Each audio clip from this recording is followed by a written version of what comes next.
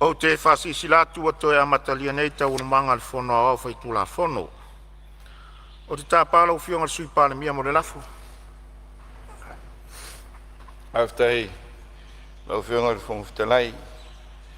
O le atu le ngang whaftai lau whionga. Whai lau tusima le pai o lau fisa. Mo ngā senga foi o le nei tai au.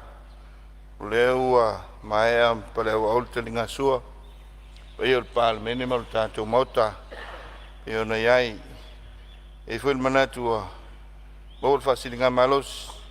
Whau wai tātou ngā luenga. Malo whaftai. Ia le tua i ana me alofa. Ma le soifua tau tua. O whionga whangtalai e le tui tau whailo. Whanga salonga. Tātou ngā luenga. Ma le wha moe. Le soe e te tau ai. Ona pasiel tala tupe yaso le neiva yaso lala lea o lo tulai ma falo alo e fatu e la foi fapea e fatati ese tula fono tu mau tolu tasi pipi tolu lua pipi tas mo le suia o tato i tula fono mo la fono le nei e fapea la fa o pea tato tau almanga se ia ulia le tula tas i lea o uli. Ono whatati ese lea o le mo se malo longa. Tatu tu e tau au fiai i le tula e lua i lea o uli. Wha wawai se ia ulia le tula iwa i lea fiafia na nei o tatu tu lupo ai. Le lafo lea lau whionga le whangwhitalai. Whalua le whionga le mistam tanga luenga o tā longa ma alanga o ar fia whapea foi le whionga le mistam o whatoanga mwhai ngā whaiva. Siri, ora fa maunia le lafo e fina ngā reisa no mali ioe, au ese le ai, ua manu malo le ioe. Le a whanga sol tato ngā luenga tusa le lafo u fa maunia. E whatatia ese tau unbanga mo le malo longa lo sao no le fionga le mistawa onga manga no, ai o lo tu lai mai fa ula vea le fionga le teitai o le tua ngai. Ma lia lava la o fionga le ministawa aonga sa itu atu mua le avano le fionga le teitai o le tua ngai. Tu lai mai lo fionga le teitai o le tua ngai. E lo fionga le whangwhitalai, whamalo atu i le fionga le ministawa e kusai o lan Fonotaga. E luana e mta upu, fi tau tala i ai, tau tele le tulanga lea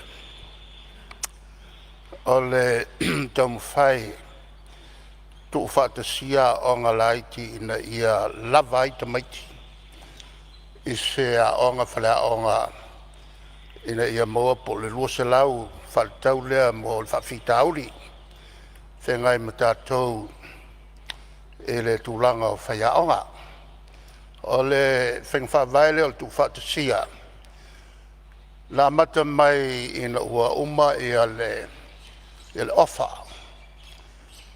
la mata mai le tam foi tu fatasi ia a nga laiti mala nga mua na taponi tu langa le titi ala nga safata taile ai ona ua o ifo ia to tele yuta o tu le mai ia le fengo foi a pule la meko a pule la meko le foi sa fa i tonu kapeteta ia mai o se swinga tau tele lea ona ua tele whalea o ngā ua malepe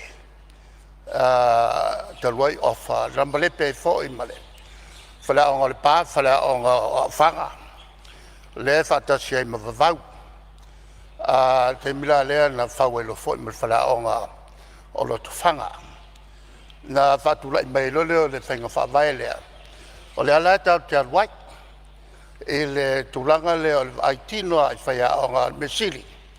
O le ala fwena lea sa mātou whautua inai a le fwua apo mai. E le sauna ngā le whionga i le ministale to tilo i le tulanga. O le tua o tausanga litaia ma lima leono lima. Ma se tulanga le tele lea. O le vaingalo na lua lau whionga i whangwhitalai. O le tulanga lea ta ua el minsta. E le tau whonga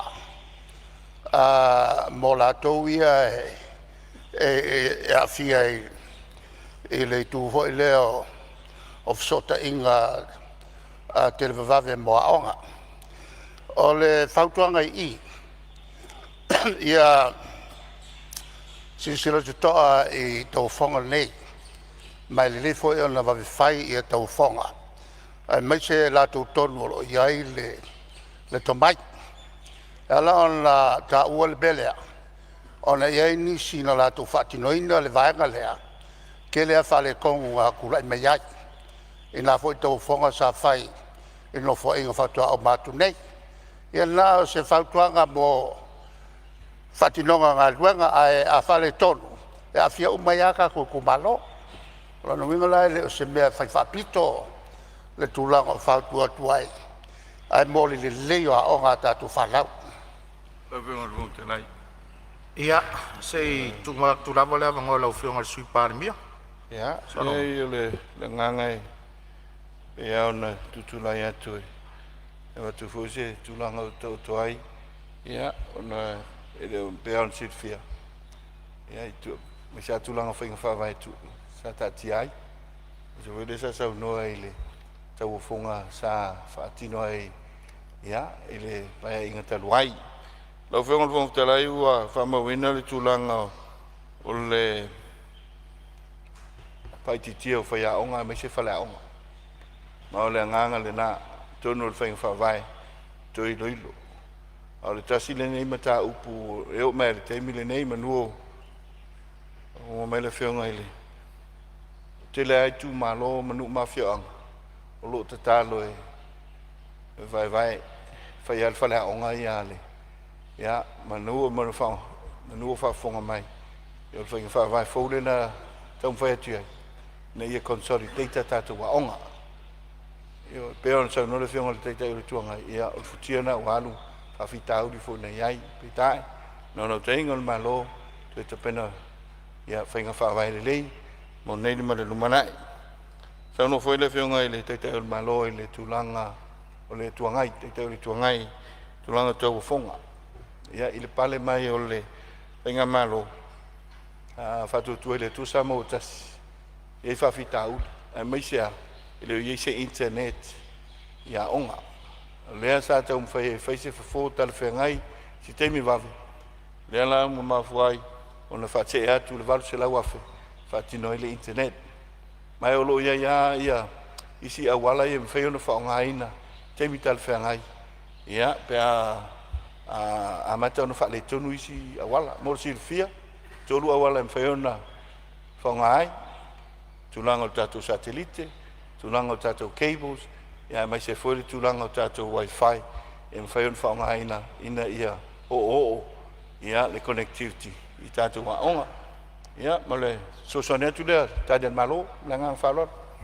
Malo whaftai lo whionga i le sui Palemene, ia, o le aima watu na whua, ia, o stoi pōpou au. Whainga whawai. Ia, o le mai o mata watu o leo tula i mai le sui o Wai monga wha lau whionga. Mai sangano wha mori ia tula i mai. Whaftai tere lau whionga mo lea wanoa. Lea i fuisa ngai ngai Mai monga wha tula i mai. Tanoa wha alele lau whionga le minsta, e me se wholi tali mai i ta upu salanga e sui sfono.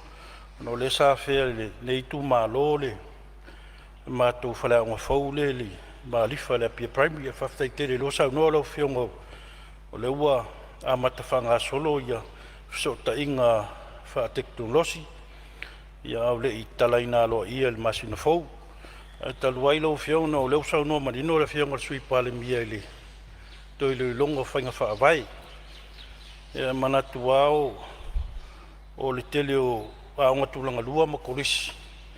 Ia sa whaavai tū malo i tua mo le anganga. Ina ia whiwhio matala au ia. Ia aloma whanau i tū malo i tua. Ia peita iane o maita wina pēr whaatu mulia o le. Mātou a aonga le malefa lau whionga. Se sisi leane whainga whaavai lea o le. O le whale aonga whau lau ei nei. Ia o tapula ao le. O le tolsulu li mana i le tolsulu walu ia tamitia aonga le potu aonga. Ina i mawhainga whatia le whaia onga o na o na wina i alum whanau Ai a faila o le a whatumauina pele whatumulia o le mātou a onga le marifa lau fiong. Ia tal tono foi o le whaingatā, foi le isunga i whaiaonga na tau mawhai e au tauina i alum whanau. Ia ele mawhai anu tu oa le rolofi e mai o mātua e fia au mai o la tau walo i marifa. Ia o le ngangana na inu whaavai ia isi a tātua aonga tulanga lua ia tua i tu malo mafia o ngai tua. Na io a nga i pe alum whanau le tu malo i tātua aonga i mai on whaavai. Ai pe whaftai o le maua le saunoanga o fionga sui Palemene o le la to i loilo whainga whaavai ia. Ai nau toi whamanato atu lau fionga i le whainga whaavai le mātou lau mua le marifa e whaftai mila vanoa. Malo whaftai sui, whaftai whoro whinangal. Ia, o le maua atu na fōa. Ia o le toi mati au whainga whaavai, pe whona saunoa le fionga le sui Palemene. Ia ia fio anga e to la iti i alunga whanau. Ia ma se vaenga volele wa tu iti ai ma lau whainga luenga. Ai a o mai fōre tala whātai ia pia. Ia wa to a tele alunga whanau. Ia wa vea fo i malu tau na ngā luenga lea. O le wio lea. Ia o le maa wato lo ua maua mai la fionga le minsta whaafi tau lia. Ia la whea tu lau fionga le minsta le fo ia o ia whaafi tau. Tu mai lau fionga le minsta. Ia se on sa i mai lau fionga le minsta lo ia i le whau i la vea mai. I le sui o lo whau la vea whamole. Pasale le anga todu. Tula mai sauna. Taimoro o noa whaasau ina o le sauna ngā matongo fia le fionga minsta. Le sa o ta uai i la ulaunga tulanga leo le school connectivity. Mana ia tele nae wa mai tau atu le latu i whamarusia. Pau tulanga le te tauna tu atu i tau tafa lau fionga le minsta. O nai tutonua ai i a o tulanga lua. Ia e pena tasita i lua te tol computer le lo iai. Pe vai la fionga stulanga foi le fai statu fo fa vai. Wa mata tatu se mar paperwork mo me yo api me fa pena. E fa amaro sia tu na foi le ia ve statu fu fuanga ia. I me yo o iPad mo fa pena. Wa mai amaya o ngata mai te mine o malo si le teknologi. Ta ua tele tulanga le o le saulta mai titi o literate. I tulanga whanganga o computer, ma tulanga penala o fionga. Ina ia whawhaingo fie e fwy sa ta ua le sanuanga se tasi o sui mamaru. I tulanga i pepa nei i le tele o lo iai. O move lunga technology. No inga re ngata i tono le tatu smartphone. Ia leanga ia titua. Wa a whape mai a mai ia onga arwhanau mai tulanga lua. Saudi University. Ia wasau ma sani whaonganga o le modern technology lo le temi. Ma whalora lau fionga le minsta whaftai. Malo whaftai sa no le sui mamalu. Ia o le hoi whamau e sa o sa no le sui winga i vaenga i mo school connectivity. Ia e mesel tūlanga fo le internet e fisota inga i taimine ia o whainga whaavai lava. Ai la whatu i lau fionga ni minsta e whaua o mai sa unuanga. Lau fionga te whawhetalai. Ia o le ma watu o le avoe tula i mai le sui o vai maunga toru. Ia se tula i mai sa unuanga. Ia whaftai lawa e lau fionga te whawhetalai mo le avanoa. Whatalo whatu i lau fionga e mai se ia le sui mamalu umo le Palemene nei tai au. E le anganga e le mātou te le se ua ia le saunoanga mātango fia le fionga le minsta. Ia langa o le whawhongwhong tapua i mai se mātou tu mālo. Vaenga tonu ia sa langa e se mātou tautalanga. O le i tūtawa o onga lau o fionga. O le manino o saunoa manino fo i le minsta. O whainga whaavae lau ia mai se mōtalo sanga o ni whale a onga po o ani polo keti tele. O le wa tu watu i tua pe o wha tu watu i tua e nafa ma komiti a onga SS po a onga te tasi. Ai o le foi o te tu la i mai le fionga sui Palemene. Ma saunoa mai o vaenga ia le wala a nga ia tu ele malo e fe soani ia onga e tau fite na ila sa ufa alongo ila nga fa alo. Ia vaenga ia po le mea o le tiutel malo le la nga ia tu ta pena talo sanga ia mo le fausia ina ni fale a onga. Po le mea le la tu pe komiti ia pe o le fisili le malanga nga fa alo. Ia malo whaftai ia sei tua tu pele a manoa ele a fionga sui Palemene. Te misa o no le fionga i mea. Aftai lo fionga fionga te lai. Te misa o no le fionga i le minsta. Ia ina ne i whaitau e se tuina mape. Tu sol tulanga iai. O le mea lo ta o te ili te mire nei. O le matawhai oi al malo. O le tutongi o whai aonga. Ma watu le o chi. Peng whawaina o le vanta o tu mai ai. Ai, o te pena inga o le whai aonga mea whapena. Malai, mea nā le. Ale a whioanga. Ai ai taru sanga e mai malo i so soni al malo i. Mai la tu tona partner su tulanga whapena. O ina la ni nā la tu aile so soni al malo. Mai le mtanga luenga i aonga. I pe whapena. Pe ta e wa mai tauina. Tu ti tia tofu ia. Ia nu uma whale aonga. Ia ele o whali population o isi nu. Ia ele tulanga te tau ona iai whale aonga. Ia la whai tomaiti. Mo se whale aonga mai sai nu i tua. Ia le whai sau noa. Tulanga whale na wa ieiwa. Wa mai great tangata. Ia wa matauni whai titia. Ia la whai o whai tau wa whai o tangata matamaiti nu i tua. Ia pe o le tulanga le na. Pe whai sau noa le. So i o mai maunga lona wha. Ia ele tulanga wha tumulia o se la tua aonga. O le nganga tonu leo le tong whai malo le miliona. Decentralize e tato atunu. Ta pena matina e tua. Mai se, ia, e mauni ngā luenga whao popo. Mai se voi la whanau aonga. So soani ai le tulanga. Le ngate whatumulia. Ia, o taulanga me se foi tato awala, ma le paipa, ma le tulanga whapena. So soani ai. Le voi usau noa ele tulanga o le tato school connectivity. Ia, whapena la wala mea no ta inga. E ia onga e lua mana ia ele onga tasi le nei o le tuma lo o Palauli numero tolu o numero tolu vai loa faala ma vai to muli tasi ala onga e lua computer lab ai donate mai uma tama whanau i fafo e ta i lua ta i tolu vasenga ile level le tasi nganga le tau tu mwhai ai. Ia, ina decentralize. Ia tātou ngā luenga whatino le malo. Ai o pongi whatasi i tū malo, ngā lue whatasi. Ina ia manuia whanau. Sisila fo le competitive learning sa tātou iai. Ia wale ai, ia lewai tau, tasit whai aonga. Ia ai lua vasenga. Ia usi hawa aonga, uona le tolu, ia whai aonga. Ia pole nganga le te tau mwhai ai, te puti a tātou au. E ala le sia matua whionga i tua.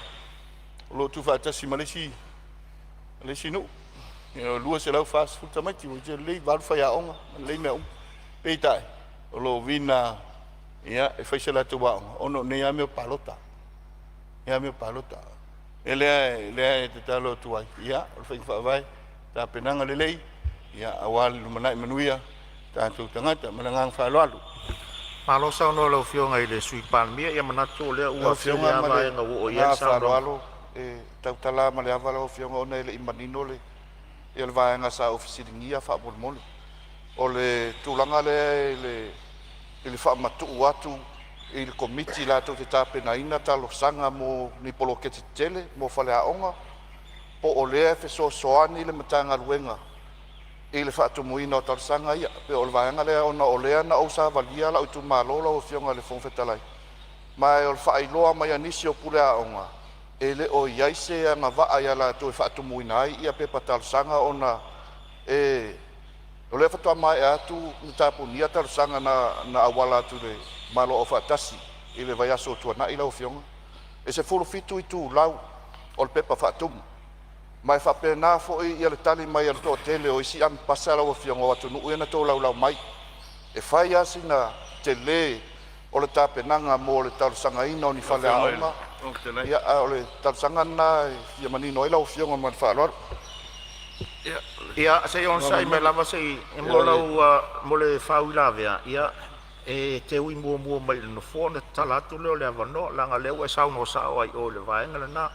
A le vaenga le na e sau noi, le la wha manino atu le vaenga na le fionga sui Palemene. Mo le solonga le o tau manga le tato fono, ma le ngā whalo, tu mai rau fionga le sui Palemene.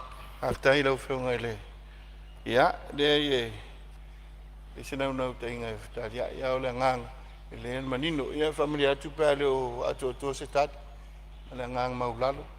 O lo tala noi le au te lenga. Le au te lenga, o te mili nei. Ia pia whapenalva e vaenga o lo iai mata whaioi, malo. ma komiti ia mafioanga. Pe tai lo titilo se o tamu fai titilo se o teleng. Ina ia to tulang ton tutuila fatetainga malo ne tatu. O lo centralize la to waonga. E tasile primary school ia pe lua foi ale tu malo. Ai fai uma ele malo fale aonga me uma lon fatinonga. Ia fa pena foi ia la tu kolis tasi kolis ale tu malo. Fa pena le tulanga. Aisa a sila i se leni u faalu e las luas fultosanga. Ia o. Ai o le maintenance mal tulanga le wae. Tonga. A to tu tilo na ile si luas fultosanga e fa wa wa fa vaile. Le mau tu pe tatu tangata. Tu fa popole avenga i lunga ole. O lunga ole tulanga i hele so i fanga i tua. Mai se le uti o fa soa. Le ne vai tau. Le winga le lunga fa vai. Pe ole alanga te tau te tilo malo. Au mai grant me au mai tako tona so ani e tatu wao. Ai o ke nice le malo fa si no fa la o ma tulanga. O le nganga pe ande te le sa no ngal mota. Tato asset management, tato infrastructure.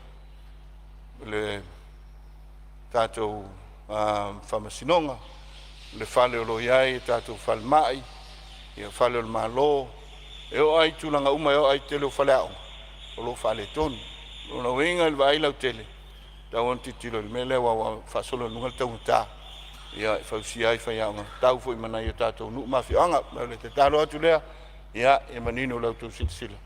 Ia me sele tau fai le fiona mista Nang falon. Faftai sa no le fiona sui Palemene ia e so soani atu fo i sui mamalu tato maote tu sai fo le vainga tonu le wo ia sa no ngale fiona mista ia le fo so soani le fiona i sui Palemene.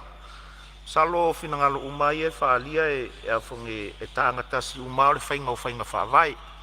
Ia a e fafonga toa lo fiona sui mamalu sa la nga vaenga ia o le wala nga e lisi o sui a fai pule. Ia o le tali umana mo o rua po o to uma ai mo fa sao ina o le taimi le tūlanga na. Ia o le fola manino mai le fiona al minsta o le ola ato iai te unga pio no tō fafonga fo le tali al minsta. Ia le vaenga le o le one government grants. Le sa ielan sa unoanga fa pelu se lau tolis furuafe. Faina fa o nga se vaenga pelu se furtolu afe so soani ai mo fale a onga. Ia e le se fale a onga e lava se luas furtolu afe. O le apa tu le o le malo tūlanga le e so soani ai le malo e su e ni a tatou pa anga tonas. Fa atino ina taro sanga a fioanga. A ia mautu fanua ma vaenga umu fa pena. Pe o le nganga le o le malo e ta pena lau tau tu vai. Ta pena le tu vai le malo. Sa i toi tu mai lau fionga le sui Palemene. Masalo si mei titi le sa le application. A pe o mele ne a fa pelo langa luel malo fatino tu langa le no nga luenga i tato. Ma le ofiso nga o a onga. E tai o lo sa tato. I o i tonas. O no le mata fai o lo i tato nu mafia. Ai va pelo tu langa la ai len malo a seta umane. No venga o tarsang. E ui me lo ofiso a onga. Tato wanga i fatasi le. Pero le telenga na le sa tau feto. Ia pero nganga la. Ale sa tali le na tele. Ia il fatino nga luenga yo fa pena. Mlangang fa lolo. Faftai to e fa manino mai lau fiona sui Palemene. La tua tu lava no lau fiona mi sta fa wa ula saunang.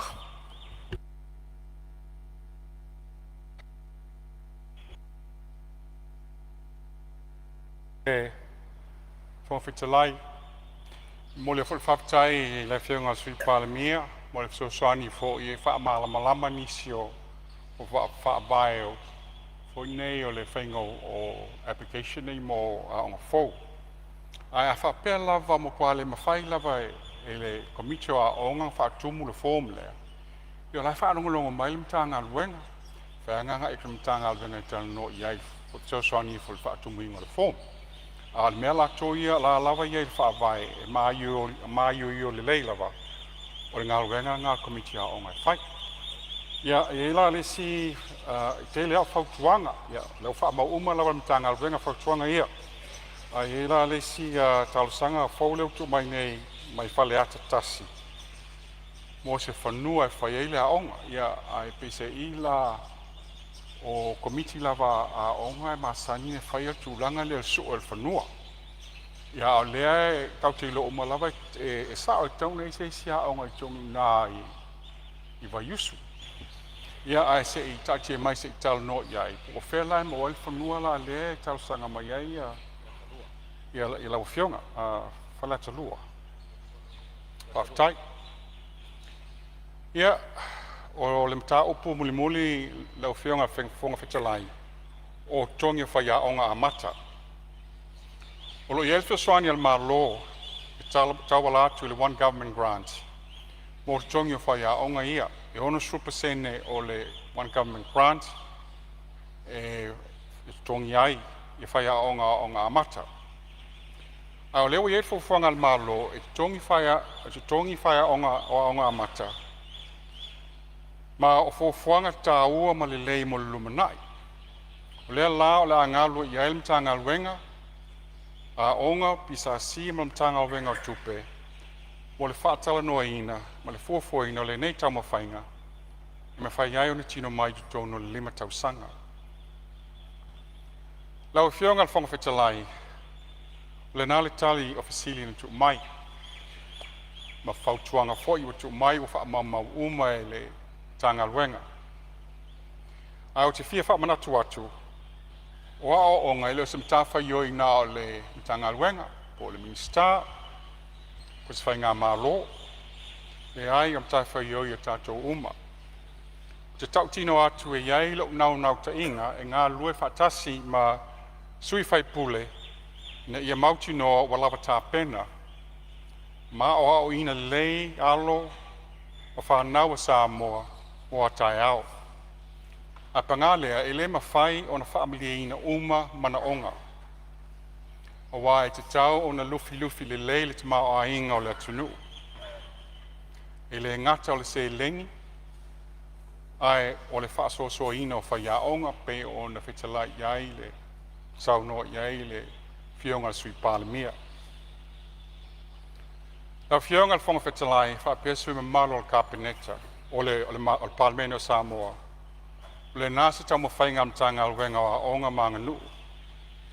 O te taofi o whaamilia ina whina ngalo. O sui sa la ngā nei mta o puela I se tali atu. O le opumoni e le whausia Roma I se aso e tasi. Nau whionga rung whetalai se me whia mala mai. Ia, se on sai mai lava lo whionga le minsta o lo iet whau la vea le sui te tai o le tuangai. Tulai mai lo whionga le sui te tai o le tuangai. Ia, whaftai lau whionga, whaatalo whatufo I lau whionga ni tai au. Te li o tātou Fonotaga. E wha malo fo I sau noanga le whionga le minsta.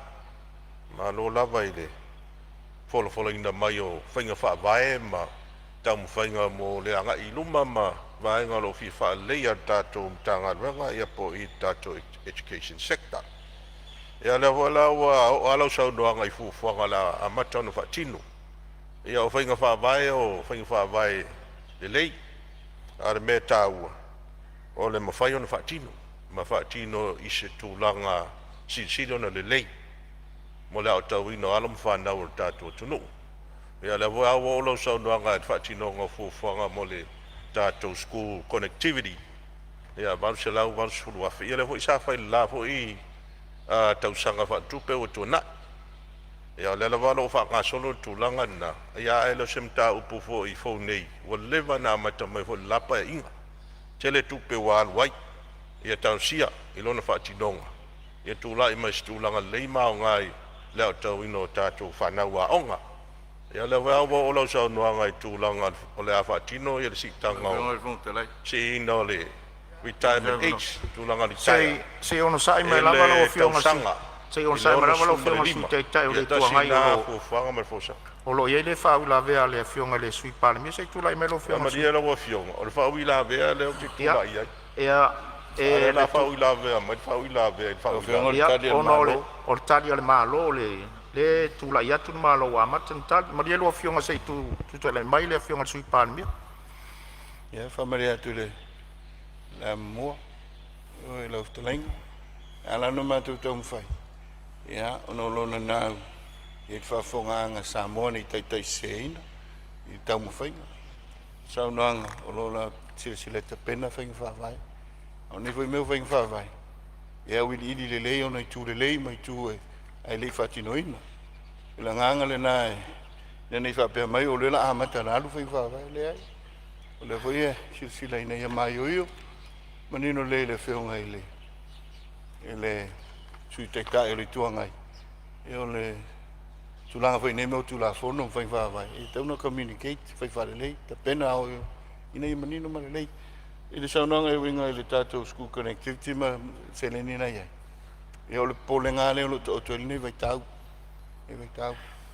O lo tātou o le walu se lau walu suru afe. E o le tau o le internet. Mo a onga. Peita e o leo te lenga. E o lo tātou ICI company e o mai whatino. E o le tulanga le sai ai o le private sector. Peita e wha mui ma le private sector. Ia i le malo i le tele o mea. Ia uti fut whasoa le malo. E i le saunoanga le private sector le ale. Ale Vodafone na mai ane le paia. Ia i le choka. Ma ninoa.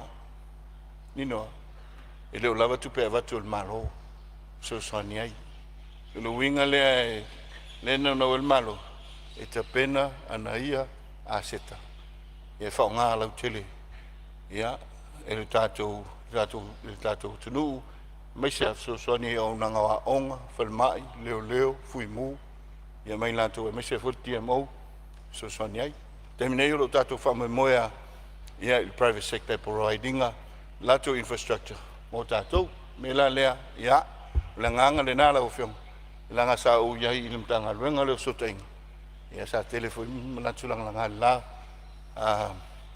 pa ingo to langang falwal malo whaftai o te whamaru lua tula o fionga le sui teitai o le tuangai ono le te le isa unua tonu ai le vaenga le iei whamaumonga e le mwhaifo la ono toi tu atu se avano le o fionga le sui teitai o le tuangai le vaenga le o onga le tūlanga lea ne o toi tu atu se avano o toi te tala le avano e te sauno ai whaatau ilo avano le tala tupe awa uma mai a tatou ngaru o fionga le whonga talai o le la o tu iei la ofisini o a ofisini le no tu la iei sa tu la i mo me o pidi ta me tia o la o fionga le sui teitai le tuangai o le whamaumonga o pili fo ta me tia o nga isa o nga ta o putau ya o nga langa le whamau atu te le isa uno iai au te tala nei le avano o whaarua la uno avano e winga le tala le tupe le vaenga lea e whamanu lua to e lau fionga sui teitai o le tuangai e tu sai o tatou tu la fono tau te alua le ala fu e whatino ai tatou ngā luenga le nganga whaaloalo na o fionga e sila i whamaunga tātou fono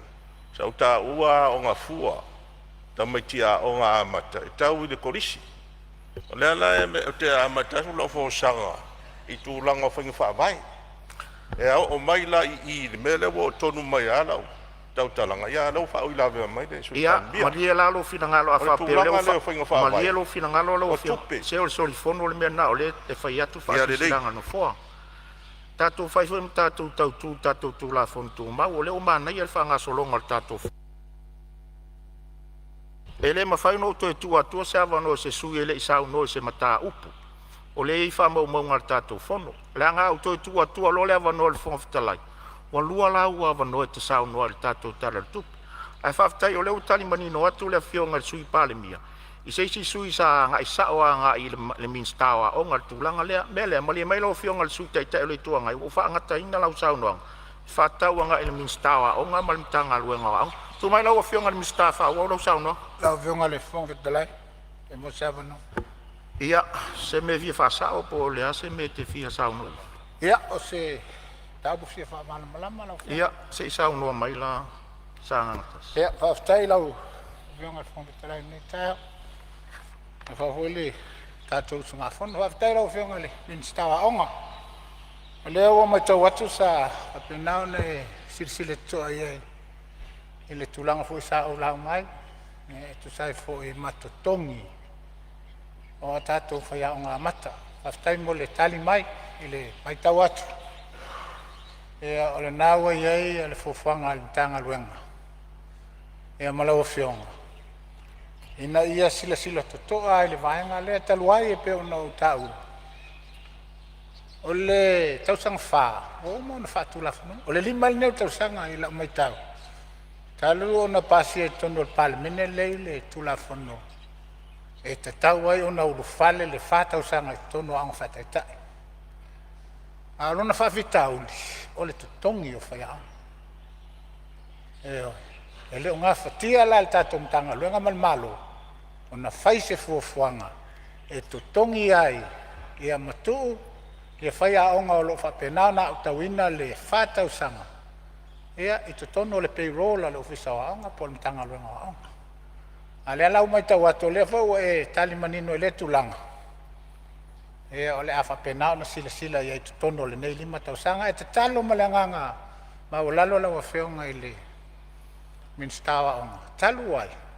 E le mawhai ona tau fi ai le au ino tamaiti o ma le temili ne. Ai o le asa sila amtanga luenga ma la wafeonga. Ina ia mawhai ona wha vave tulou. Ia se tulanga mawhai ona whai. Inai whai a onga o lo au tawina la le whatausanga lea.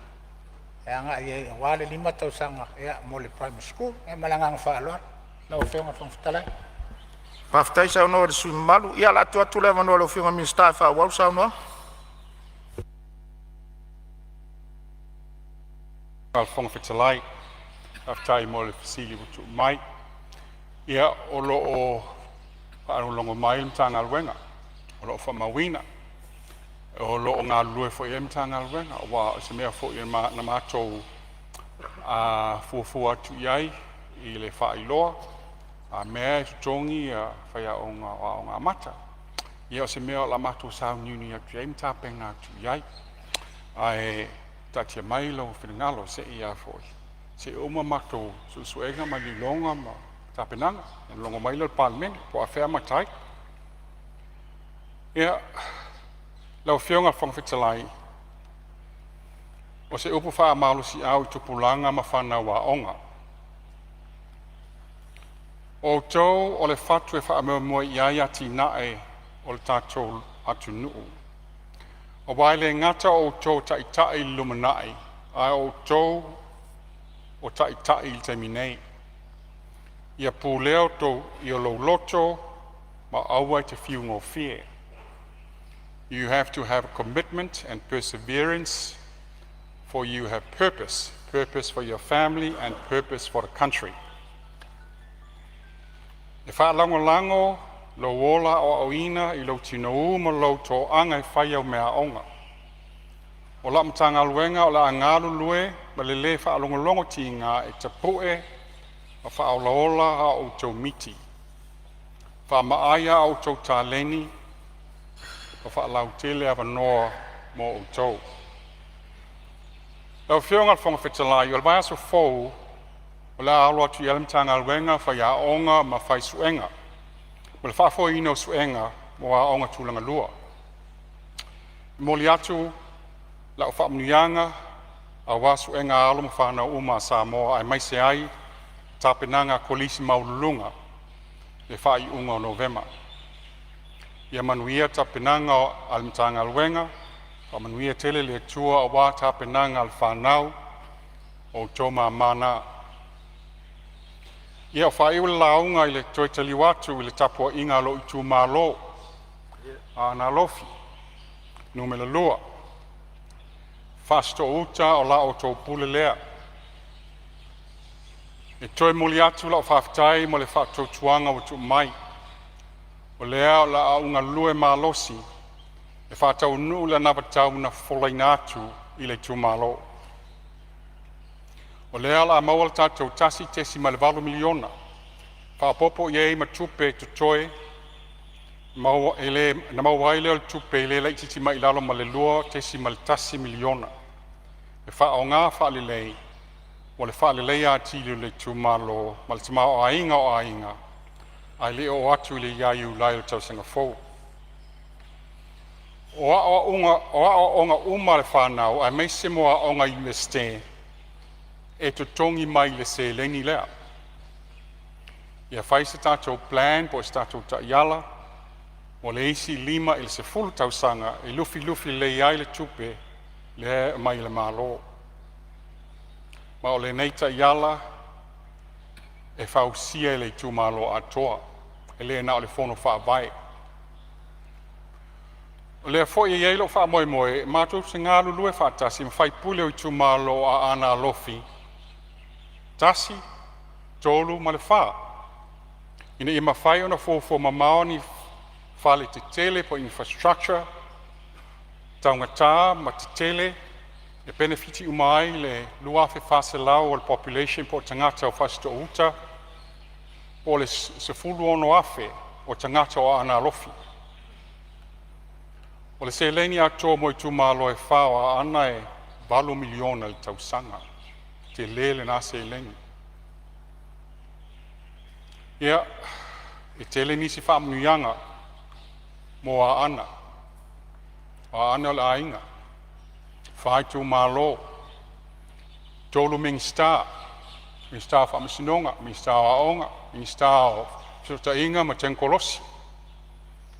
Ia, mal ta maitai sui fonga whetalai.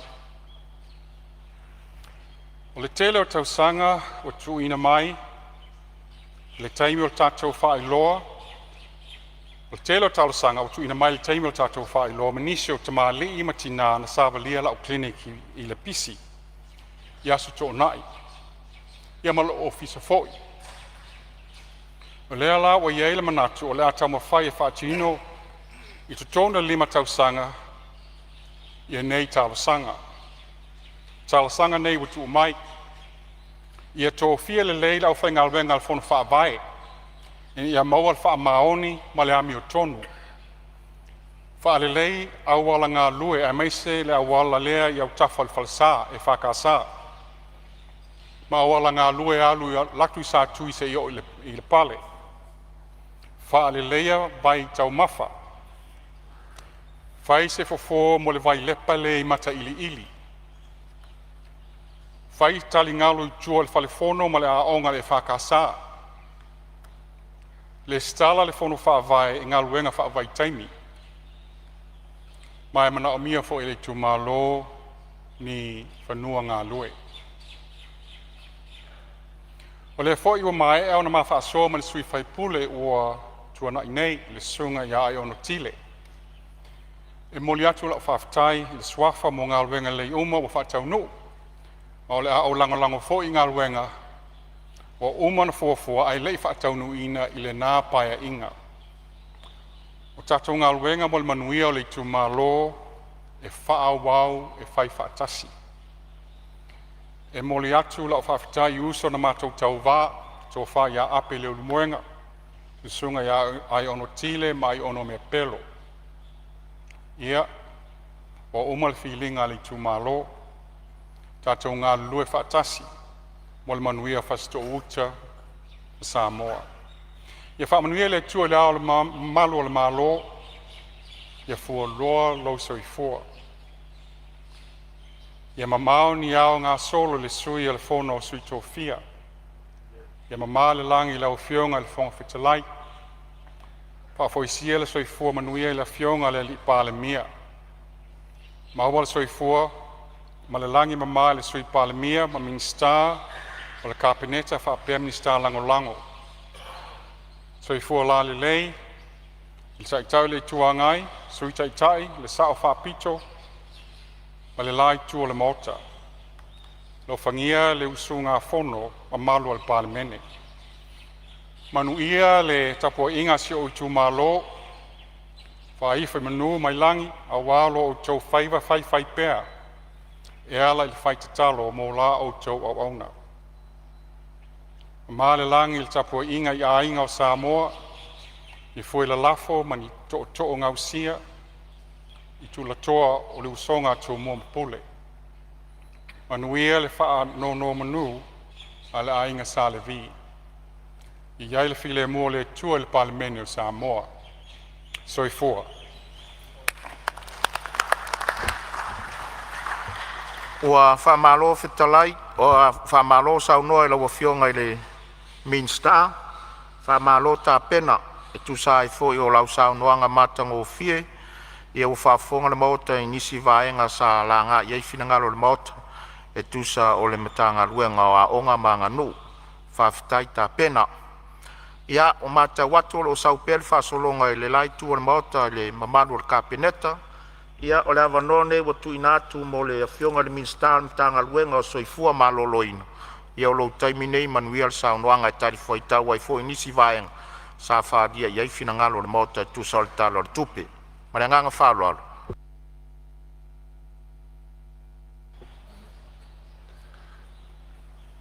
Whaftai atu I lawa fionga I le whongwhitalai. Mo le awa noa fo I wa tui na mai le nei fo I usu ngā whono. A lo whatantali fo I mwhawhonga Samoa ia te nane fo I sio I tū malo.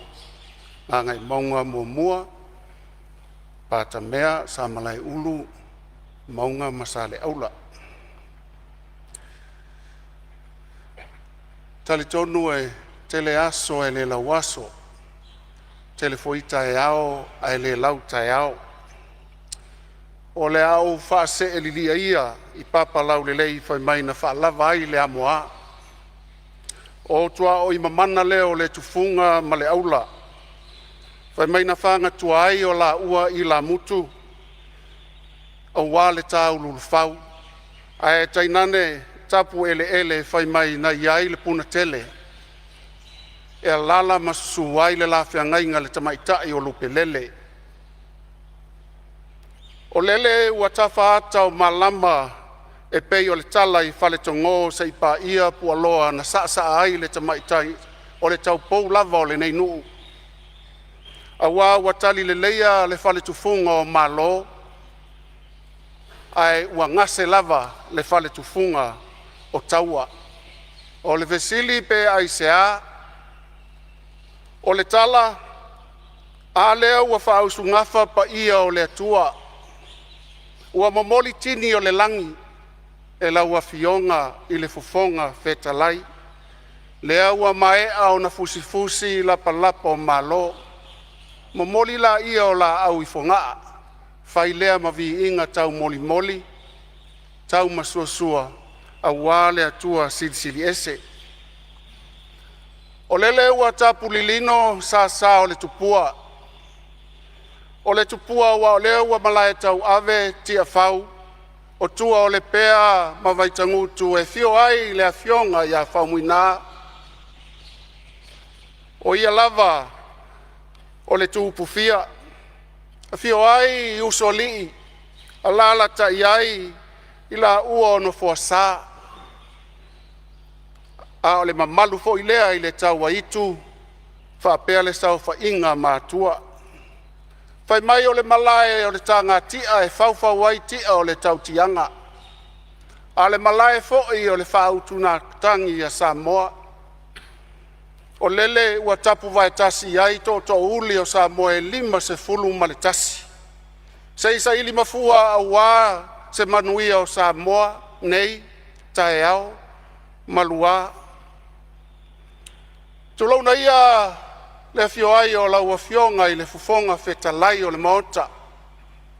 Wha malo le pale, wha malo fai o le whaiva. Ai tainane fo I le fionga I le sui fonga fetalai o le maota. Se e mai ai I le fionga I le tamaitai o afa masanga. Ma eu le matalasi o neito finga. Tulauna le fio ai o le fionga I le li Palemene. Fa malo le taliau, fa malo le tofi, fa malo le talo. Fa fetai fo I o lo fio mai I la ua o afionga I sui Palemene. Ona po toe lupe ia e tainane la ua fionga muripola. Tulauna afio ai o afionga I minsta, ai tainane fo I minsta lango. Tulona lau ua fionga I le taitai o le ituangai. Ma eu le matalasi. Amu ia I matou. O tatou nuti mea whatasi. I le nei fo I paia inga se fulu ma le valu. Tulona lau ua fionga I le sui taitai o le ituangai. Tulona lau fionga I le sao whapito, ia ai tainane, le pa ia lasi o sui o le Palemene o Samoa. Tulona lau fionga I le whailautusi, a wā le whianga iai ma le Palemene, ia ai tainane le mamalu o le matanga luenga, fono tula fono Samoa. Tulauna o tau a fionga I pule sili o mtanga luenga taitasi. Ai tainane fo I whaululunga o so se whaala potu putonga tu maoti, whapea fo I pisinisi taitasi. A tonu sa o tau au matangi I tuluinga e whao le lalolangi. Ia wā se tau mawhatanga mo Samoa. A leo wa lau se saa o tau whaiva. Wa mapu e ai ngā luenga mamana I tu tonu o le Palemene. I so se matanga luenga. Ono lo tau titi wa mamoli mai e titi ai I mātou taito tasi. Wa mātou pale ai wa mātou ofu. Wa mātou la ei. Wha malo le ono sai. Wha malo le tau iwi. Wha malo le tau tua mo Samoa. Tulauna lau a fionga le a malu le malo. Tai nane foi lau masiofo. Wha pe foi tau a fionga iao sui ao le fono o le sui tofia. Ai tai nane au tau masiofo. Tulauna lau a fionga le wha masino sili. Wha pe foi le plestene o le wha masinonga whanua masuafa. Ai tai nane a fionga I so o se wha masino ngā lue ai tutonu le matanga luenga. Wha pe foi lau fionga le wha tonsili ma lau matanga luenga mamalu. O te wha tulau atu foi le tapua inga mamana Samoa. Tama mo latu ainga mo latu tama. Le usonga tu mua mapule tu au ma la taua. Ainga le tai ma le waa o Fonotaga. Le tapua inga foi ale malo tutuila mamanua. I le fioai o lau a fionga. I le kovana sili, wha pe foi le lutena kovana. Le plestene o le maota maualunga. Ai tainane foi lau a fionga le fongfitalai. Ma fai pule uma o le maota. Tal tonu o ia o Samoa. Ia o Samoa mai malai tele le fali ni usa o le tui manua se ipa ia fili ma pule tuu na tau wilo ai manu o malo. Ona wha pele o se wha mtalanga. E le wha ngaloina tai ma wha ululunga o e ka le sia kerishan uma le atu Samoa. O le tapua inga fo I tua atu o Samoa I atu nu e mamau. Ai tainane wha whenga inga taulangi so se fata lo tau whaiva o le ngā lulue nei wha kerishan o ina lo tātou atu nu. Wha mamau atu I mala e o mai. Wha malo ma wha whetai le te talo. A veia le nei awanoa o te wha whetai atu ai I loo I tu malo ngā e maunga numera tasi. Mai lava I whale tongo se I pa ia le tupua I vai tutu. Tulauna lau a fionga lau ano malou a inga sa lau ano. Ai tainane fo I le toa fia o li I maae. Ai pola pui pui le tula whale li I ma le mamalu le whale a ana. Tulauna le malae ua tauta ua ia Samoa. Ono le papai mai ai o le tua. Ia wā le tūlanga tauta mau a inga whaale nganga. E fio ai lau a fionga tuala malou whaale se fulua sala malou whaale walu. Ia ai tainane pola pui pui lo ua lua to lua te vanga ma vai whaale. Ia whapea le mamalu sa le muli anga o le whaale upolu o tō whinga. Si au nuo sa le aula, tulauna po aloa e fio ai lau a fionga tautai o le fue, whai mai o le tama na viso tai ai a inga sa tuala ma le inga sa pesta. Tulauna taulongo mai e fio ai lau a fionga wangu tia o e lava o le mauputasi lau a fionga pule ai. Tulauna aso sa e fio ai lau a fionga to ia I vau o e o le maupu. Ia whapea foi sa mau e fio ai masu ai lau a fionga tau ili. Ia e maise le tupua I vai tutu e taanga tasi mai le atua walo vai na tutu mai le langi. Ia e tainane lo tu malo tausi o le matua te pola pui pui a wale tau vana no foai ma lo tato I tu malo. E le whangaloina ia le fionga I le sao li I a tuala. Whamalo whai o le whaiva. Lau whaatamarianga le aua e mamori mai le awa noa ina i o tau aveina ma tau soa le ngaluenga sa e amataina i le lua afe lua se fulu maletasi. Ai tainane foi o tātou soa tau lau whionga lau ano ia whapena foi lau a whionga lau whitalainga tua whe talai te vanga. Whaptai atu foi i lau a whionga le tapua inga a le sui o le sui tai fono o le whakasa i lau sunga le toe ina Palemene tau ilili whamalo whai o whaiva. Sa e malele o nei tu uai lea o le lau elele ia a wā o fuafuanga tau ave le vasa loloa. Toe taliu le uto whafua loa lo soifua. Whamalo le tapua i lau a whioga patele ia whapea foi whapea ngainga taulangi ese o sio i tu malo ia lau sunga le whapea ngainga pe naia koro whapea le whale tua ia langi. O si mātou komiti whafoe i lau whitalainga se woti alo whipo ia whapea foi lau whitalainga vai whale tau anuu sa o tau mai o tau taimi ia ele ngata i lea o lau tau mai tātou te nuti mea whātasi ia manuia la tātou wha moe moe. Ia e maise lau whitalainga alo whiposi osi sa e ngalue puno wa i ele eise taui i to tonu o pia nei o lea lava sa tu matila o ngaluenga na whai. Ona whapea leo se mātou whamtalanga lau a whionga le taitai fono, lau a whionga le whonga whitalai. O le a mata atu se mātou tala o le nei matanga luenga o le soifua malolo ina. Na matuafa te ia au ina ua maua le lipoti na tu ina mai, whai mai e valus fulu pasene o i la tou e mali liwi Samoa e mafua mai ono wha mai le pipisi. E mafua mai lea ona o tau mafa ia po le soifua i tutonu o ainga, the lifestyle. E mafua na wha no noalo o mafau lau whionga i le whonga whetalai.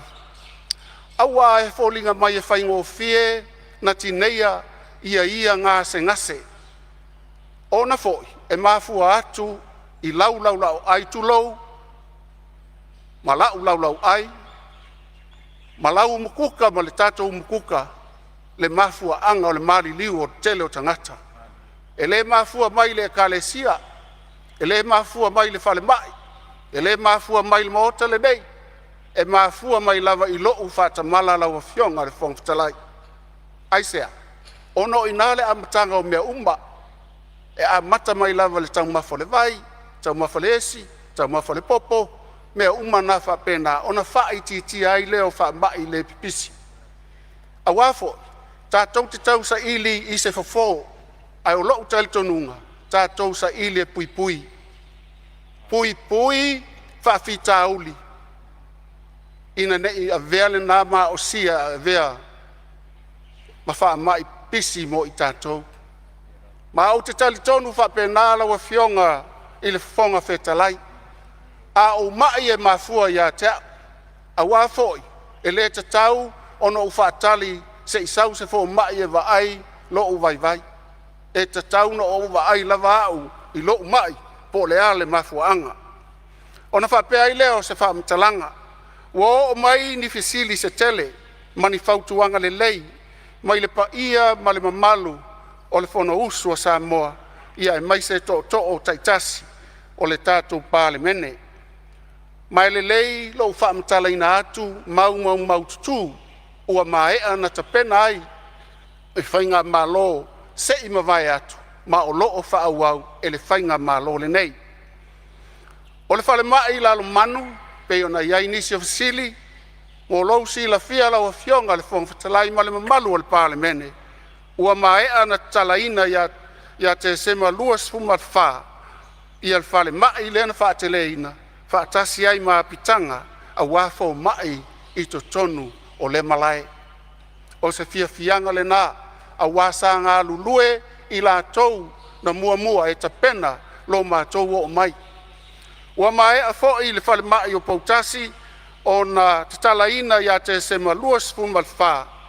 ia le faateleina o le falemai faatasi foʻi mapitaga o fomaʻi i totonu lava o poutasi o le falemaʻi i sa taua ia mo i latou na laugaina le vaega o se tala fiafia lenā tou maitauina ua tatala le faateleina o le falemaʻi faapea foʻi ia pitaga a fomaʻi i totonu o sa taua le gata i lea sai ai se sui o le tatou fono lenei sa ia faapea mai ua mafua ona le faataunuina le falemaʻi o lona itumālo ona ua vale tuulima fuafuaga tauave a le matagaluega e leleina ou faapea atu o loo iā te aʻu ni imeli mai aʻi latou e ono fanua na mafua ai na le faataunuina le falemaʻi o lo itumālo ina neʻi me ane e taulepua ma lafo mai faamolemole filifili totoʻa au saunoaga ae leʻi faia uae sesē ia saunoaga ou te taumanino atu lau afioga foga fetalai ia o loo iai foʻi nisi o falemaʻi malia fenoa le finagalo o lau afioga le minista o loo iai le faauila ave sai tulaʻi mai le sui o falataimi samatau o se mea fia faasao po se mea fia faamamala ia lelei saunoa ia gai le o tāua lo matou itumālo e le afioga i le minista ia e le maitau atu e o le matou itumālo le agai mai le saunoaga lea ia leʻi amatua se faaseā i le lē faatinoina o le falemaʻi o lo matou itumālo o le faaseā na avatu faatoʻalogo mai aʻu toe tasi le vaiaso fai le palota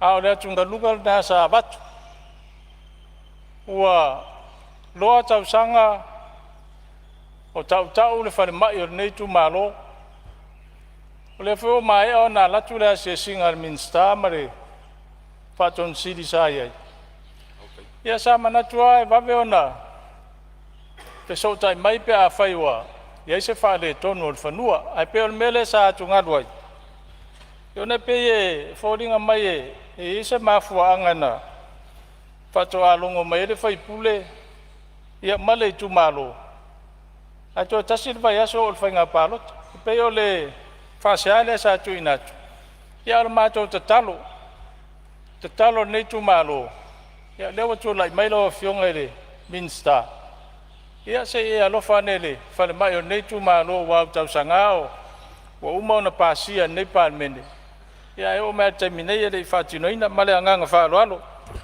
malo faafetai ia o lea ua maua atu nonofua le finagalo o le afioga i le sui o falelatai ma samatau ia o le tulaga foʻi lele o lē sa talosagaina lesi foʻi faiga malo ia lea ua fatoʻa tolusefulu ma le iva e aso o le afioga o le minista ia toʻaga lou afioga tataʻa ona toina mai lea e le afioga o le minista ia le tali o lou finagalo faaua ma le saunoaga lou afioga o le minista faafetai lau afioga i le foga fetalai faafetai foʻi i le afioga i le faipule e lelei lava ona faaetete lafoga lau afioga ona iai faamaumauga o le asa sefulutolu iuni lufulu lima te ai le sefulu le taeao tauaoina ai e le matagaluega le imeli mai le ona le fanua ae ao leʻi faia le fanua lea lau afioga ua uma na soa le pule i totonu o le itumālo o ai la sesē o le falemaʻi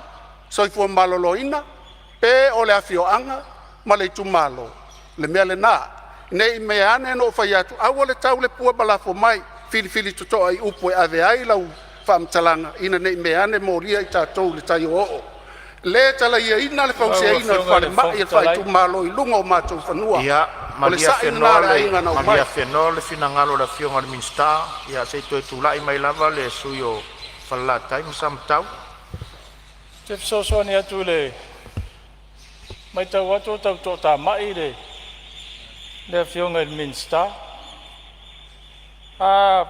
sila le minsta i le proses sa whanga solo i whatinonga o whare mai whai tu malo o lea na ofo ina atu le whanua i le mata ngā luenga.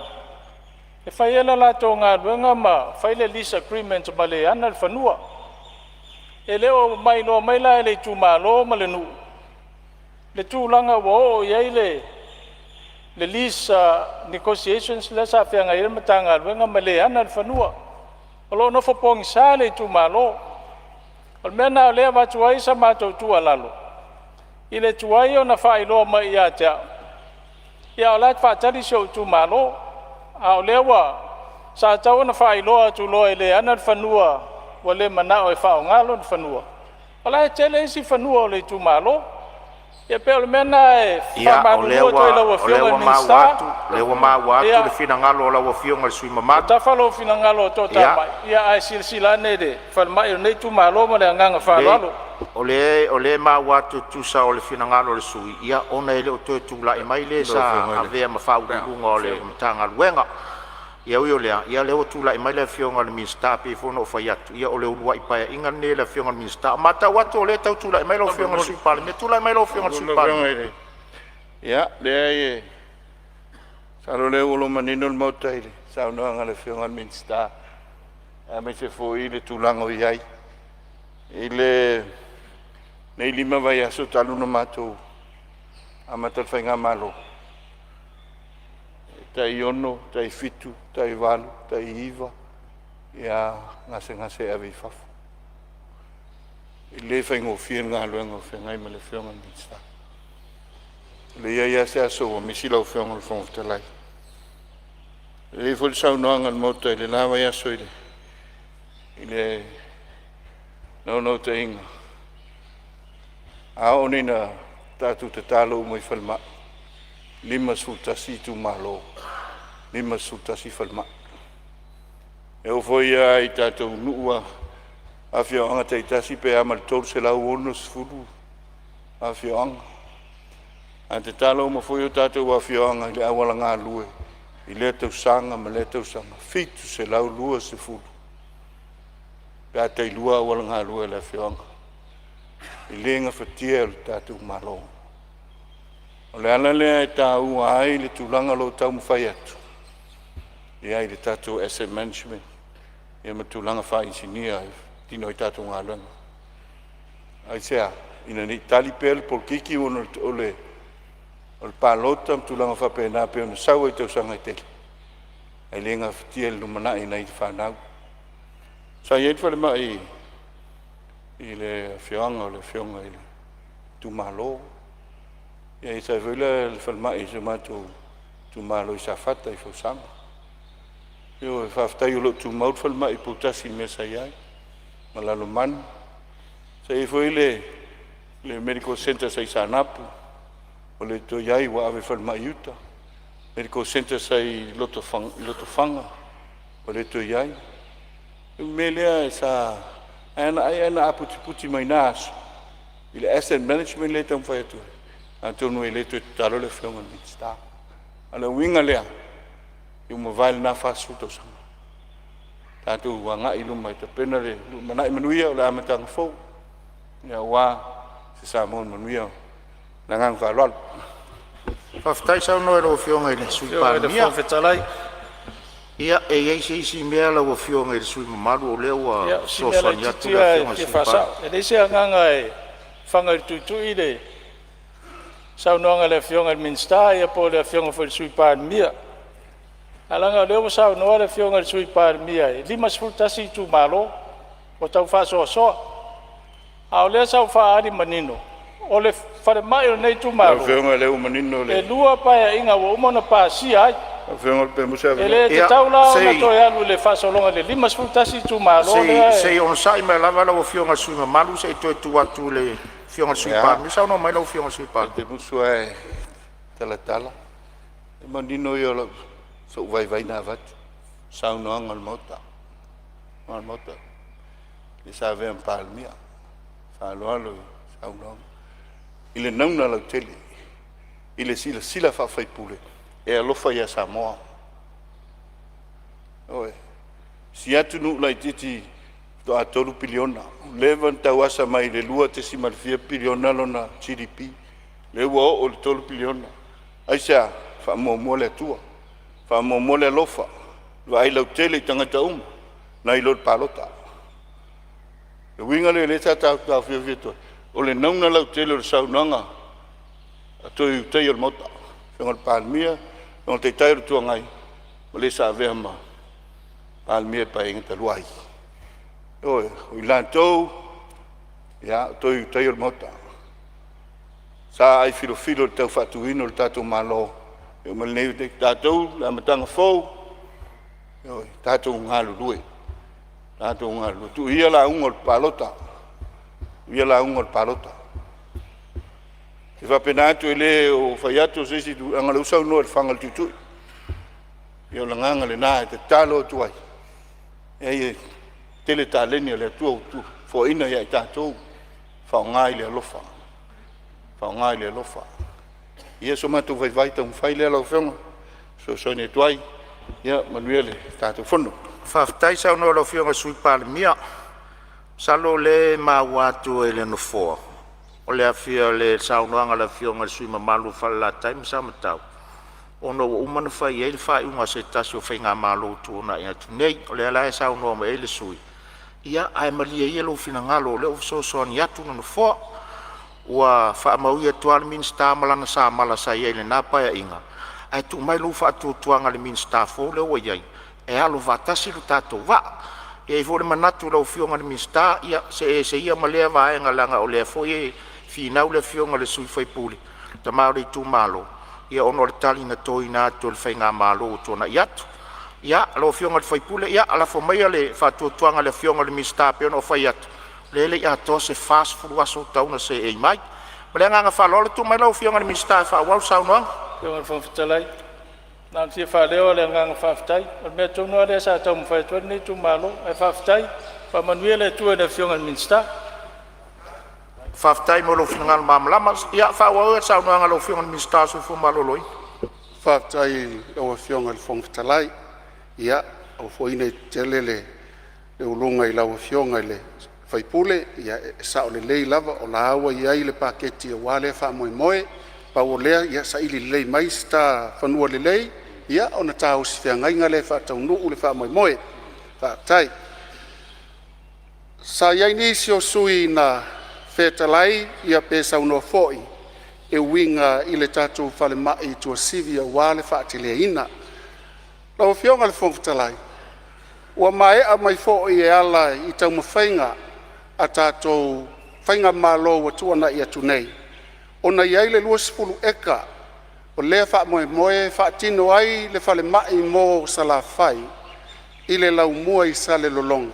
O na iafe ngō fie e le ngata i le tu sa lenga palauli ma fa solo atu ai au le tu tane fo asau se yo o lava i si o fanua ia ma o lo iai le fuafuanga i peuna vatu foi i le ana vatau e fa moe moe o le paia inga le nei e ono fai ai le tato fale mai telelea i sa la fai i sa le lolonga lona winga fai e fatau nuu lea ona fai titi ai lea o ngā luenga e fatino a wale whaale le ia o le whaale mai tua sivi ia wā fo ilo tātou motu tele i sa la whai. Le ngatai lea, na whesili nisi o sui mamalu o le tātou Palemene, o na ua wha i tia tupe sa tuu ina ia mawhai o na wha angaio ina ai, ia tātou tui pui pui, matu langa wha pena. Mo le sila fia e le maota lau a fionga i le fonga whetalai. Ona ua iai fesuia inga na ta pena ina le pisa si. Ma ua wha ese ina ai. A fionga le whetalai sa rongo mo nei tu malo pea tu saimano finangalo. Ia malia whengola o finangalo le minsta o lo iai whau la vea mai suisiu musai tula i mai suisiu. Se me fina se me fi fa sa o po se me fi fa mama. Se vai ngai fia fa mamla fa fa ke le la sa no ia. La va no me la fionga le fonftalai o nei tu malo. Talinga fia longo foi le sa nganga le fionga le minista. I vai nga ta ua foi le atina enga le tato malo fa tai le pol fa so la fionga. E talwai ona la se ese ma vai nga tulanga o vai nga o falma. Fionga le minsta le soifua maloloinga sa fea sa matautala le tarsanga i tuina atu. O nga sa anga iaku ia le whainga malo ua tuana. se asiasinga o le a fatou se falemaʻi se o matou i tumālo si umu ia na na taoto atu lava i autafa lauafioga le minista matou te lē gautā ae matou te faaaloalo foʻi i tulaga faatatitia le tatou faiga mālō lou taoto nei ia ona sa gai atu le asisinga ia o le ala lea sa matou tutuli mataʻi ai le vaega lea fea o i ai le finagalo o le faiga mālō a faapea e faauau le vaega e pe ona i ai ia talia ma le agaga faafetai ae taoto atu i autafa lauafioga le minista o le soifua malōlōiga faafetai lauafioga le fogafetalai mo so matou avanoa Malo sauno le sui o si umu ia o le alava faamauina sa e tausaga foʻi le falemaʻi mo si umu ia vasaga foʻi ma le tali le anu atu le sui o samatau ma falalatai tatou talo ma tatou mo le talosaga i le atua le finagalo o le minista tulaʻi mai laufioga le minista faauasa ia seʻi tulaʻi mai lava le sui o faasaleleʻaga numere 3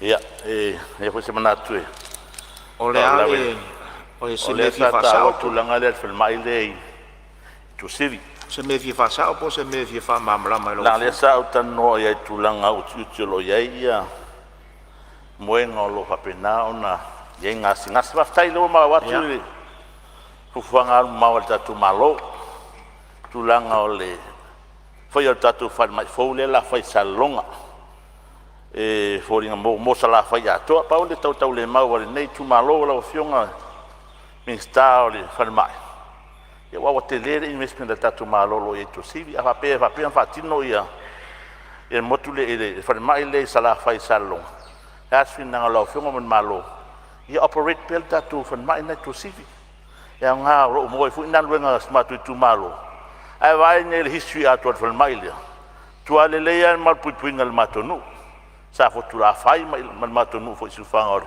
falemaʻi lea ia aua nei lusiga luega nai tagata lo i ai fai salologa fai tuasivi tatou fai faapena le ua ese mai foʻi laufisapasinoga o le talo foʻi na laufioga le sui palemia ma le tatou mālō ia fai pea nai fai pea ofisa o e keitai foʻi le need mo le ofisa faamastoga tuasivi ae fai pea le main salologa faapena foʻi falemaʻi le tuasivi o te lē tupe tatou mālō ua alu ai aia tumau pea auna i avesia motu aia faauau pea ma le aga faalalo faafetai ia faafetai lauafioga i le sui mamalu a faasaleleaga tolu ia lea o le agaga faafetai ia lea ua saunoa iai le tausia o mea totino o le tatou mālō ae faafetai tuatu lamanoa laufioga le sui palemia o lo tulaʻi mai laufioga i le fogafetalai faalalanu atu laufioga toe semea fia faamamalama sei ona saʻi ma lava lauafioga i le sui taʻitaʻi o le taʻitaʻi o le ituagai sei saunoa laufioga le sui palemia ia pe o le gaga lenā le upo se lilo le fotoa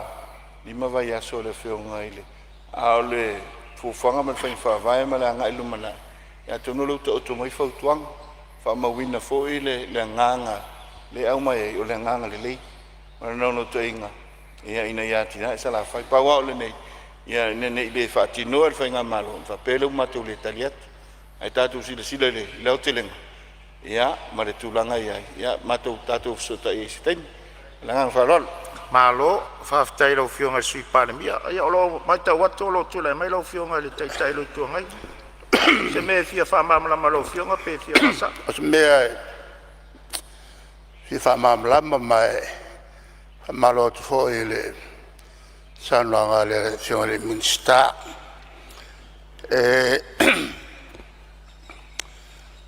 e leia se sala ele o malamalama lelei le tulaga o le aitele lea e faisalelologa o le aitele e ono peia o pia i le lumanaʻi e lē o le afegofia la pe ona saunoa le ia le minista a le tulaga lea mo le agaʻi lumanaʻi o le aai lea i salelologa o le toʻaiga lea o savai atoa ma le faimalaga mai nei o le toʻaiga foʻi lea fale atu lana uiga la e le taimi e tupu ai salelologa e pe o pia le telē o lana uiga la e tatauna iai uma e salelologa ia i toʻaiga tautua uma le tatou mālō whare mai whare onga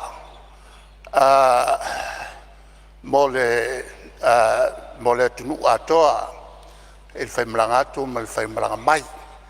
Le ala fwoi lana lai na whaavaele ai lea pe o na a matafofo mai tau sanga e a whaifu salau wal tolu e au mai uma ia i tau tua a o whale lalai oi tai pe o le whale mai i tua sivi e mwhai an whaau pea e a wae te lele se leni la sosan mai ai el malo Japani e mwhai an whaau pea ma tui titi ai foi ia ngase e au mai i sale longa o le tulanga tonu le na e le o se ai na fau e afe ngofie a o le ai e fau o le to ainga atoa leo o le tatu atunu atoa mo le atu i sa vai ia ma le o mai fo i sa vai i upolu nei ana o si whamarmanga Malo whaftai,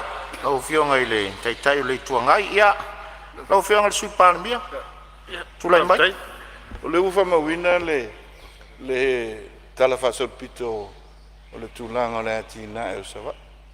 E on sa ngoa ele whionga le taitai o le tuangai, ia pe pawale tūlanga i hai. Ia, e Palemene whainga malo al whatua tua i le tua Samoa tas. I se so on ma ke kim kong kalake la po, no singi me whapena. E me se foi e tai lima eka nu ave. I si whala tongan mano, le whatatianga se tātou town planning tala whenga. E chi waile mele e sau noela na whionga, peo la nganga le na, ia, o lo wha mai o io le lei, ina e ta otu le lei la mitang. Au whaingi tāng tu e whaile nei taim. Ia no oma o na whatawina atu whanua, ia pelisi na atu fo ia. Pero tūlanga le na, au le au te lenga peo na iai. Ia sau no, ia, e tā ua le, to sivi. Ia, pita il te milneu to sivi o le operation tele. Lona winga, maintain the operation. E ta whala i titifu. Ia ono lea, pena se kolu, pese se fulu kilomita, e se mai lesi, whare mai la po. Ia o mea na, tatu tala noi pa mai, alufa mawina, la whatino iai, na nganga whanwalo. Manuia le, fondo. Tūnai mai rau whionga i le minst. Ia, e se sine ai.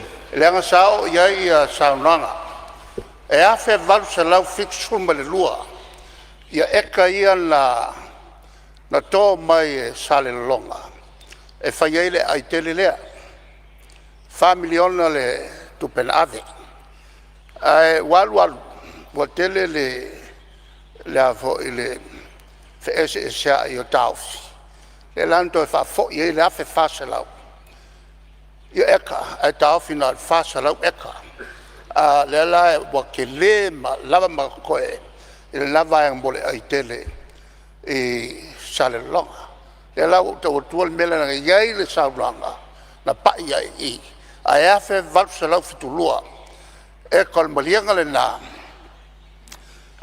sale longa fa pe foi mal Palemene o le sale longa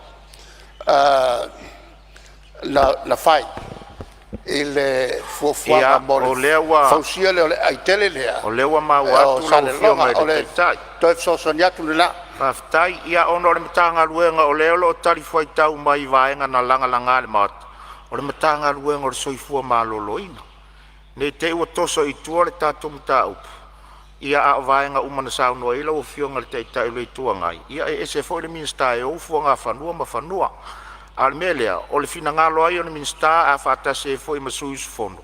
E fa penale fo watu i se fale mai mo sale longa. Ale foi ma ua tu soltari mai la fionga le sui Palemene. Ono e fela ta i sale longa mo to sifi. Ai ni o tato o e tal e fa la fionga le fon stala fa mal mod. E la ona o to e fa ma la Almelia. Ono sa noanga le minsta. Nalan fail mele i o le afengo fie. E la te tu ato le ato. Maria mai o fanga ia o le wa maua cake by o fale i o le wa maua le vaenga lea alanga o sau noanga la o fiong e foringa mai wo ai ele ma fanua ma fuanga fanua e se la minsta le vaenga na al minsta ia lo tari o le minsta o le soifua maloloina o le melia ia se i o atu fo le na vai taimi pea o le taimi e tari ai pea whape i si O se leo langa ke nga. kongo kua i mele ngā sauno Elminster. E a whengo fie. E le Ia. le nganga nā whai me i. Ma lia lo finangalo ona o le upu afe ngofie. A le wa ufa amatala tua. E la i titi le taimina e sauno ai le afe ngofie. A e tele le taimina e sauno ai. I le tele o eka ma le vaenga na o iai le finangalo o la ua fionga ma le a fioanga. O le mele wha maruru atu le vaenga lea. Ona o le minsta i o whare mai. O le minsta o soifua maloloina. Ai malia whengolo finangalo. Ese mea i o langa. E leo ke malamalama. Ia. O leo ke malamalama. A ta manga le. Leo o le project a toa. Leo ke malamalama. Ma lia lo finangalo. La tau au na sori fono ai malau o fionga tele o whanau i mai fonga fitalai. O lea fo e mau atu o fonga fitalai le whaamaru lau tele o lo finangalo. Ina ia peisa le longa o pia. Lea la e va 12 so sani no fua. O le minsta o lo turai. O le minsta o so i fua malolo ina. Lalo o le portfolio. Ai malia lo finangalo le vaenga lewe saunua langa lewe saunua whalau e tele. Ia e leo le taimi nei e talia le mta upu lewe saunua. Ia e au fo in ta. O whionga sa fia ka upule lau lau. Ngā fia uma ka upulea. Malia lawa fionga le taitai o le tuangai. Malia lawa fionga le taitai o le tuangai. Le alava e mauta watu e le a whatangata matu atu le tātou ngā ruenga. A ua mata watu fo ilong nau nau tā. Se upo o le atunu e le whaiwhaiwa whaasuru se tautai mata pala pala. O le alava e whaatangata matu atu le whainga le tātou ngā ruenga. A le vo umata watu peo na e whaafonga atu. E le tari mai whanua le a fionga le mistar sui fua maloloina. Leo te mai tau alo finangalo e a whengo fie. Alanga wo o lau saunuanga i vaenga i o ele ma whanua. E se la minister e o le vaenga le nā. Tun mai lau fionga i le sui Palemene. Ia pele nganga le nā lau whionga. Ita tile i o le no fall from fitalai. Awa tala ngona le alofatu. Ngona le alofatu. Tau manea tu ale paia inga unga ios fa inga vai ale tu load mota. Oi, load mota. Ile no fo Samoa. Ole no fo le fon fitalai. Ole fa ai longa le o tem kalas. Fa ai longa tu pito le o tem kalas. Ole leo o tangata nuu Samoa. Ai fai mai o le moto Samoa e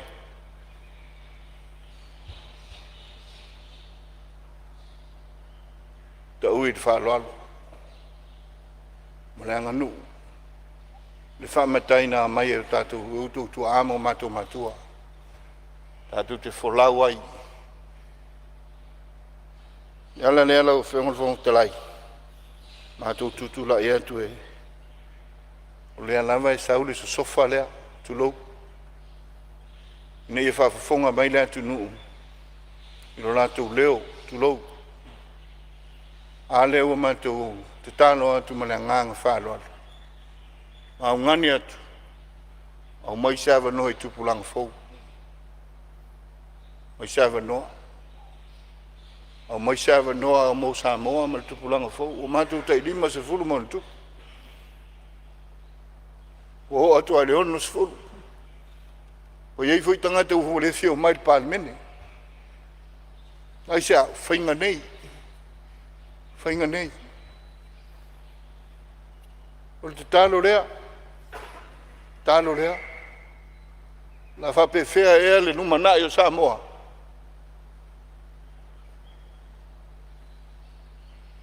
Ia, nao na matu whape na atu mole atu ai malui puenga. Lau whina ngalu. Ia, awari whatau tainga o le tātou waso fono le nei. Taro la valea i le atua. O pese ai masani ai o tu amo tātou matua. Le ala mai le tae au. O a una uta oto.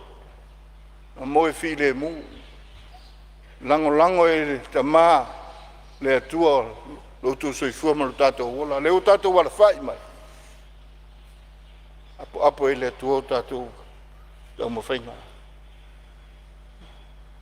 Mia nea se whono lau whiongale. Whong te lai.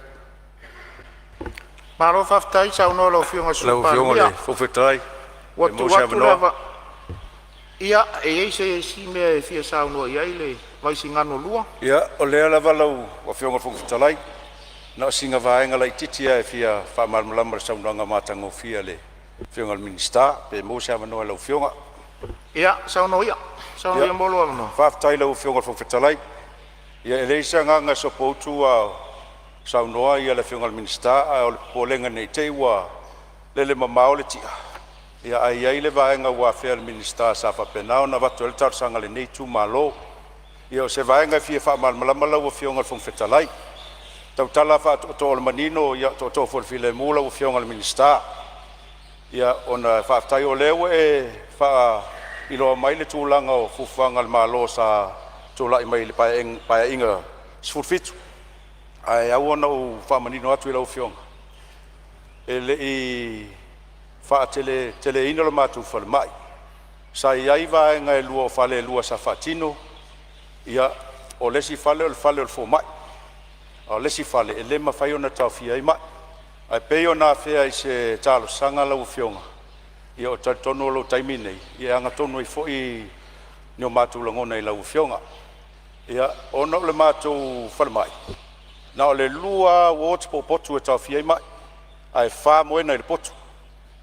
Longa winga. Na o le valua mai i mwhen tawhia. O le tū māloe a mata mai lava siu a sabe pa ia matia i tū au. E te lele matu i tū malo, ia peo le alanga e toe tatalo te ilau fionga. Ia e mo mia a whainei e watu se mai tinga ina, wha mai pese i tulou. Longa winga le mwhaintau fia isi mai tinga ina le. I potu ia, peo le mena lenga nga ia tuai se talo sanga lau fionga fung fetalai. E tau ana toe fifa malmalma i manino ia le fionga lo tulai mai nei, ia ole se papai atuna malenga nga whalo, alo whaftai malewa noa. Whamalo sauno le sui sa whau la vea, le sui o vaisingano lo tuatu lava no lo fionga le minsta whau olo sauna. Whaftai lau fionga i le whongwhitalai. Ana se noa e toa te isi mai le tūlangi lea. Se manu o te o tu lava ia i lato uma. Ia. Na mua saunoa na mula ulu sani leota. Malia whenoa lava lau fionga le minsta. Ona le mai ta watu lava loe. O lo iai whau la vea mare sui e whale a lupo se tūlai mai lava, la na lean sa unua fo i le vaenga leo lau mtanga luenga. Tūlai mare sui e whale a lupo. Tai ma lewa noa lau whionga whong whetalai. Ka pena fo i lau whionga le minister o tanga luenga malosi. Ona ua u piama atu i le sui mamalu sauno nei. Ona o ma vaenga lava leo la tunu sa tuina atu se tu alalo le nei usunga fono la whionga le minsta pe a fase fina ngalo fia mana o mia se isi fo mai tai to lua male lo ia te nei o le lo eta ua matango fia lava fa aftai mo fale ia pitanga pe na eta ua e pe ni sa novo le sui mamalu motopoa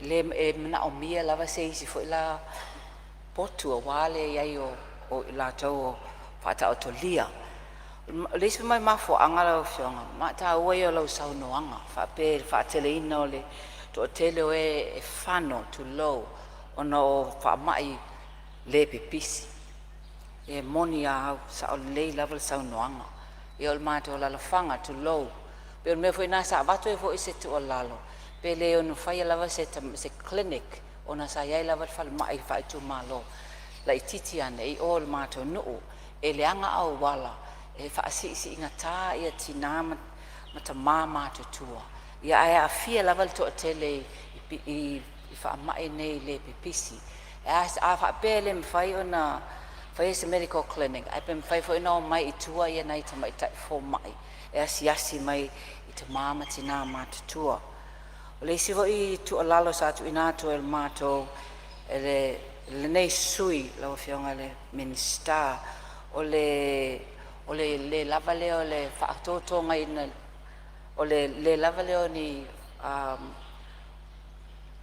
fala au o lo iai tele lava na le panadol ai is fala au mana mia la fo mato no tu lo lava tu fala au tau ngungu fala au ya ave sei nei le tinga tino na mia lava i le falmai le sa tawa ia fisoasoani foʻi auā ia galuega faale soifua maloloina faaloalo lava faafetai ma le avanoa Malo haftai ia e manatu I finangalo uma o faalia e ngai mtanga luenga le fionga le minsta.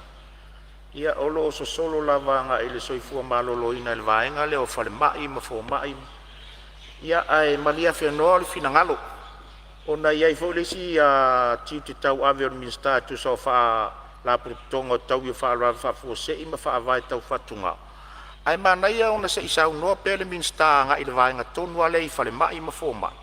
Amai, ia ona tuatu lo le awai le lope o lau whaawila vela la asau mo muartali o le minsta. Mo le whaafaingo fia ina o le tātou ngā luenga. Ai atu uatu taitasi o tau whingalo taitasi o manatu le whongawhitalai o toso o le tātou ngā luenga. Wai le lope a wha uma mai lava le whinangalo le minsta I le vaenga tonu le te whinangalo I. Ua tali fo I lau mtau. Wha I titi ai lo tātou taimi adu. Taluai wa tātou taunu umai le taimi malo lo le tātou Fonotaga le nea uli. Ia ole am fai on fa wau sa noanga pe atali umai malolonga la wofionga ni minsta o te fasi silatu fa tati eseneta on manga fono au fai tu la fono mortato malolonga le auri to tau au fia le tu la lua le auri